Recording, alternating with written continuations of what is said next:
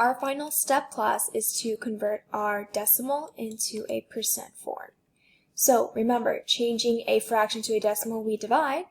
Changing a decimal to a percent, remember percent is always out of 100, so we multiply by 100.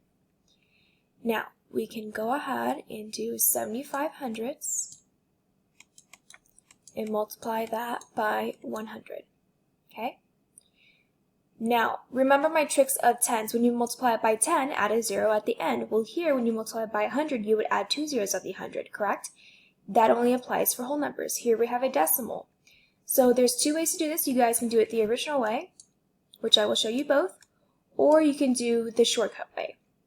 For the original way, you'd multiply by 100. 5 times 0 is 0, 5 times 0 is 0, 5 times 1 is 5. Have my placeholder. 7 times 0 is 0, 7 times 0 is 0, 7 times 1 is 7. Add it up together. 0, 0, 5, 7. But remember, my answer is not going to be 7,500. When I multiply it by decimals, I need to scoop, okay? So here I recognize that I have two numbers behind my decimal, so that means I need to scoop back 2 places to the left. So my answer here is going to be 75%. Not 75 the whole number, but 75%. Okay? We can do our shortcut way where when you are multiplying by 100, all you do is move your decimal place 2 places to the right. And now it's in the new, your decimal's in the new spot, which is behind the 5. And then you just add a percent sign.